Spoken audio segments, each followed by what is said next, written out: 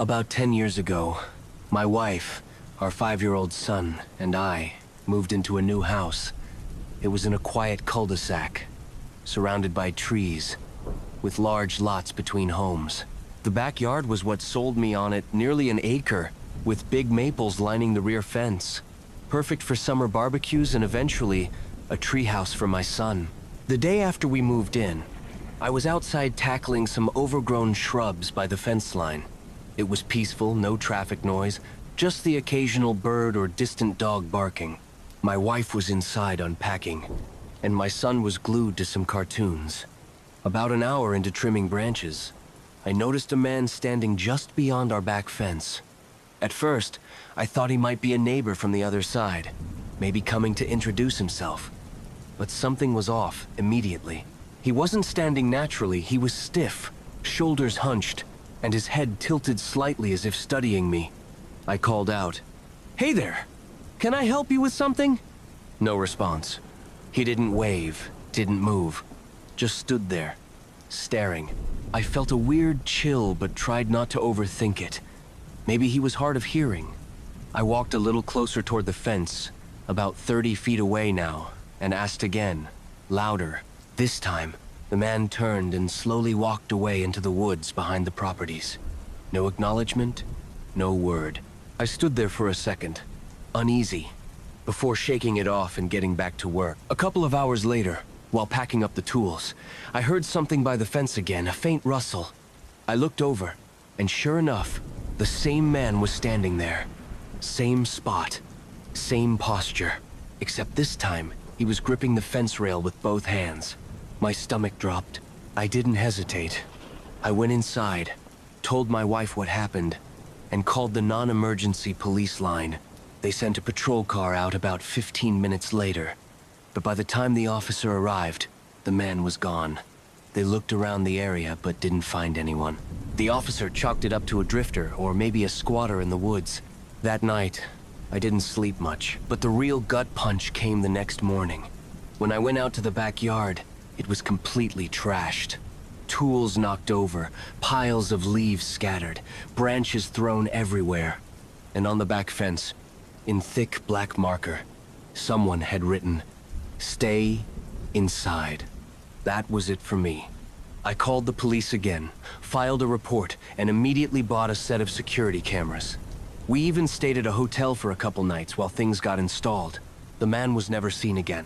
But to this day, whenever I look out at that back fence, I half expect to see someone standing there.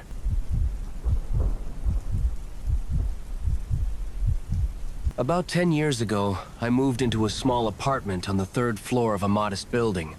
It wasn't new or anything fancy, but it was clean, quiet, and close to my job. The hallways always felt a little dim, with those flickering overhead lights, but I figured it just gave the place some character. The first night I was there, around 11 p.m., I heard a sharp, loud knock at my door. It was deliberate, 3 solid knocks, like someone really wanted my attention. I got up, looked through the peephole, but no one was there. I opened the door and checked both directions down the hallway. It was dead silent. I figured it was just some mistake. Maybe a neighbor drunk or at the wrong door. But it happened again the next night. And the night after that. Always between 10 p.m. and midnight. Same heavy, purposeful knocking. Every time, no one was there when I checked. I hadn't met any of the other tenants yet, so it wasn't like someone was playing a prank on me. On the 4th night, something different happened. After the usual late knock, I tried to ignore it and went to bed. Maybe 30 minutes later, just as I was starting to drift off, I heard another knock, but this time it wasn't from my front door. It came from the wall, right behind my bed. 3 hard knocks, right where my head was resting moments before. I shot upright, my heart racing. It wasn't a random noise. It was clear and deliberate. I sat there in the dark, listening for anything else, but nothing came. I tried to convince myself it was just old pipes or the building settling, but it didn't feel like that. The next morning, I left for work as usual. The hallway was as empty as always. But when I passed the apartment next to mine, the one on the other side of the wall, I noticed its door was cracked open. It stopped me in my tracks. That place was supposed to be vacant. It had been empty when I moved in. I considered looking inside for a second, but quickly decided against it. I hurried downstairs without a word. That evening, when I came home, the door to that apartment was shut again. A little rattled, I finally ran into an older woman in the hallway. She looked like she'd lived there forever. I introduced myself and asked if she knew who was in the unit next to mine. She told me it had been empty for months. That creeped me out more than anything else. I told her about the knocking, and she urged me to tell the building manager. So I did. The next night, as usual, the knocks came again. Both on my door and later, once more, on the wall. I barely slept. The following day, management called me to say they'd reviewed the hallway cameras. Apparently, someone had been sneaking into the vacant apartment and knocking on my door late at night. They wouldn't tell me who it was or how they got in, but said it was handled. After that, it stopped. No more knocks, no more open doors. But every night after that, before I fell asleep, I'd still catch myself staring at the wall waiting.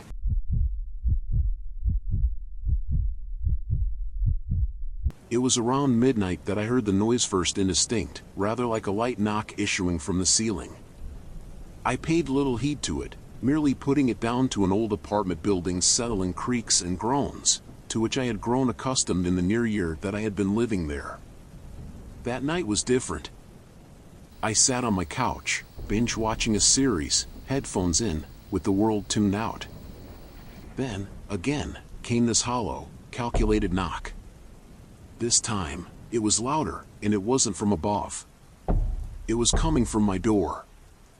I paused the show, holding my breath. The screen of my phone blinked at 12:03 a.m. Nobody should knock this time of night. I stayed still a second, listening. My heart was pounding.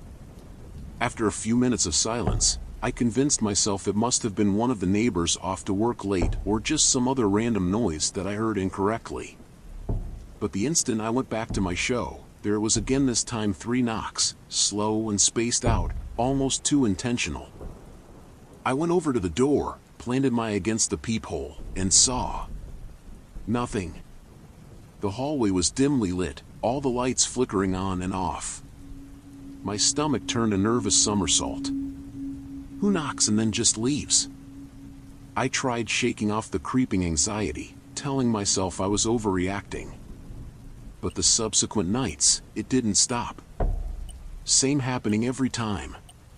Knock, followed by nothing. And every time I opened up, nobody was there.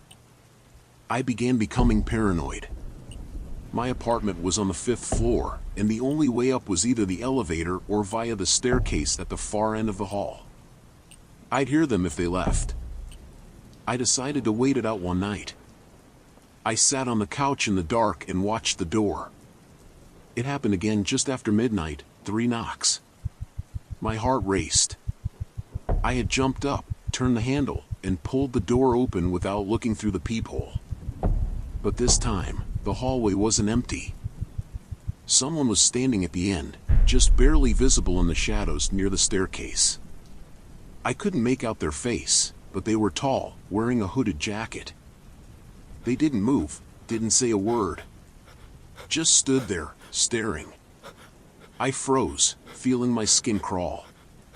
Then, wordlessly, they turned and went down the stairs. I slammed the door shut, locking every bolt. My hands were shaking and my mind raced. Who was that? Why did they knock on my door every night? What did they want? I called building management the next day.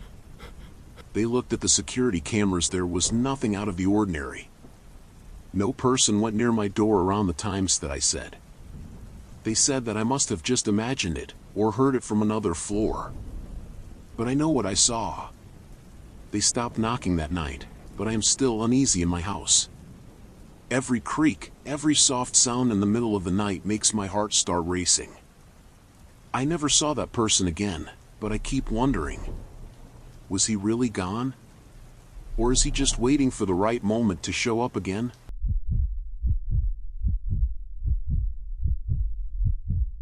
It happened a few years ago, but I still remember every detail as if it happened yesterday. It was a typical Friday night, and I was home alone. My roommate, Jess, had gone to visit her parents for the weekend, so I had the whole place to myself. Our apartment was in a quiet neighborhood, one of those areas where nothing much ever happens. I was looking forward to a weekend of binge-watching shows and maybe a bit of self-care. I was in the living room, sprawled on the couch, with a bowl of popcorn on my lap and some random TV show playing in the background. It was around 10 p.m. when I first noticed it, a strange feeling, like I was being watched. At first, I shrugged it off, telling myself I was just being paranoid. I glanced over at the window, but the curtains were drawn, and everything seemed normal. A few minutes later, I heard a faint noise coming from the backyard. It sounded like something rustling, like the wind blowing through the leaves. I tried to ignore it, convincing myself it was probably just a raccoon or some stray animal. But the noise kept going, steady and persistent. I muted the TV and listened closely. That's when I heard it, the unmistakable sound of footsteps crunching on gravel. Slow, deliberate steps, moving closer to the house. My heart started racing, and I felt a chill run down my spine. I got up from the couch, tiptoeing to the window, and slowly pulled back the curtain, just enough to peek outside. There was a man standing in my backyard. He was facing away from the house, just standing there, still as a statue. He was tall, wearing dark clothes, and had his hands in his pockets. I froze, my breath catching in my throat. What was he doing there? I quickly let the curtain fall back into place, my mind racing with 1,000 thoughts. Maybe he was just lost, or maybe he was a neighbor, but why was he just standing there, not moving? I decided to wait it out, hoping he would leave. I tried to rationalize it. Maybe it was just a coincidence, a random passerby. But then I heard the footsteps again. Slow, deliberate, like he was pacing back and forth. I couldn't help myself. I had to look again. I grabbed my phone and dialed 911, my hands shaking. The operator picked up, and I tried to keep my voice steady as I explained what was happening. She told me to stay on the line, and that a patrol car would be there soon. I felt a little relieved, but the fear was still gnawing at me. I kept my eyes on the window, watching for any sign of movement. This time, he was closer to the house, almost directly in front of the window. I couldn't see his face clearly, but he seemed to be looking straight at me, through the curtain. I backed away, my heart pounding in my chest. A few minutes passed, and the footsteps stopped. I felt a surge of hope, maybe he had left. But then I heard something else, a soft tapping, like fingers drumming on glass. I looked up and saw a silhouette standing just outside the window. The curtains were thin, and I could make out the shape of his face, his nose almost touching the glass. He was staring right at me. I stumbled back, dropping the phone.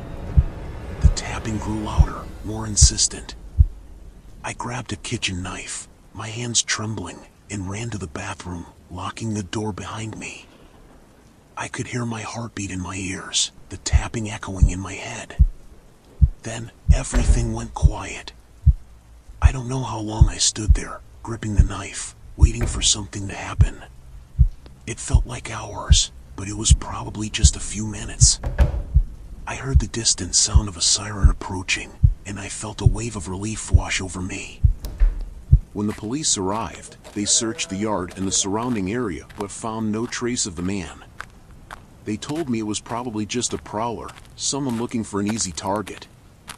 They assured me they'd keep an eye on the neighborhood, but the look in their eyes told me they weren't convinced it was that simple. I never saw the man again, but for weeks, I couldn't shake the feeling that he was still out there, watching, waiting. I moved out of that apartment a few months later, but I still get chills whenever I hear footsteps in the dark or a faint tapping on the window. I don't know who he was or what he wanted, and I guess I never will. But sometimes, late at night, when I'm alone, I can't help but wonder if he's still out there, waiting for the right moment to come back.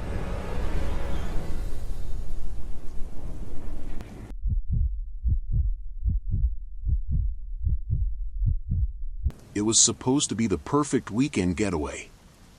My wife, Emily, and I needed a break, a chance to escape the city noise, the stress of work, and the endless buzz of daily life. We booked a cozy cabin about 2 hours away, nestled in the woods by a serene lake. Just us, nature, and a weekend of peace. The drive up was smooth, almost too smooth. I remember thinking how quiet the roads were for a Friday evening. It was eerie but also refreshing, no traffic, no distractions. As we wound through the forest, the GPS flickered, losing signal here and there, but we had the direction saved. The cabin was isolated, tucked away from any neighboring houses. That was the appeal, after all, no people, just silence. When we arrived, the air was cool, the sun setting behind the thick trees, casting long shadows across the gravel driveway. I killed the engine, and for the first time in weeks, I felt calm. Emily grabbed the keys from the visor and went ahead to unlock the door while I unloaded the bags. That's when I noticed it. There was a pair of boot prints in the dirt, large, heavy, and fresh. They led up to the front steps of the cabin. My first thought was maybe the caretaker had come by to check on the place before we arrived, but something about the size of the prints. I don't know, they just stuck with me. I shrugged it off, telling myself it was nothing. The cabin was exactly like the pictures online, rustic, clean, simple. But the silence inside was unnerving. We set down our things, and I tried to shake the feeling, but the hairs on the back of my neck stayed on edge. Emily noticed it too. We laughed it off as city paranoia. That night, after a glass of wine and a fire crackling in the hearth, we both began to relax. The night air was cool, and the only sounds outside were the chirping crickets and the occasional rustle of wind through the trees. Around midnight, we headed to bed. That's when the real unease started. Sometime in the night, I woke up to the faintest sound. At first, I thought it was a dream, a soft creaking, like footsteps on the porch. I held my breath, trying to listen. Nothing. Emily was still asleep beside me, so I convinced myself it was just an animal passing by. But then I heard it again, closer this time, right outside the door. A shuffle, a scrape against the wood. My heart was racing now. I slipped out of bed as quietly as I could and crept to the window, pulling the curtain back just a fraction. There was nothing. Just the empty porch, bathed in moonlight. I went back to bed, but I couldn't shake the feeling that someone was out there, watching. I lay awake for what felt like hours, listening, waiting. Then, just as I started to drift off again, there was a loud bang, like something heavy had slammed into the side of the cabin. Emily shot up, her eyes wide with panic. "Did you hear that?" she whispered. I nodded, my throat dry. I grabbed the flashlight from the nightstand and motioned for her to stay put. Slowly, I moved through the cabin, my footsteps barely making a sound on the wooden floor. I checked the windows, the doors, everything was locked, but that didn't make me feel any better. Outside, the wind had picked up, howling through the trees. I peered through the kitchen window, my hand shaking slightly as I raised the flashlight. The beam swept across the porch and then, it caught something. A figure, just standing there at the edge of the tree line, motionless. I froze. It was too far to make out any details, but it was definitely a person. Just standing, staring at the cabin. I didn't wait. I rushed back to the bedroom, grabbed my phone, and dialed 911. No signal. Of course. We didn't pack. We didn't grab anything. We just bolted for the car. The flashlight barely cut through the darkness, and every rustle in the bushes made my heart race faster. I cursed under my breath and grabbed Emily's hand. "We're leaving. Now." I fumbled with the keys, and for a moment, I was convinced whoever, or whatever, it was would grab us before we could get inside. Finally, I got the car started. The headlights blazed to life, sweeping across the trees, and the figure was gone. I floored it, gravel spitting out behind us as we sped down the dirt road, not stopping until we hit the main highway. We never found out who that person was or what they wanted. We called the property owner the next morning, and he claimed no one should have been out there. No other cabins. No neighbors. I still think about that night sometimes, about how close we were to something, or someone. To this day, I don't know if it was just some local messing with us, or something far more sinister. But I do know one thing, we'll never go back to that cabin. Some places just aren't meant to be peaceful.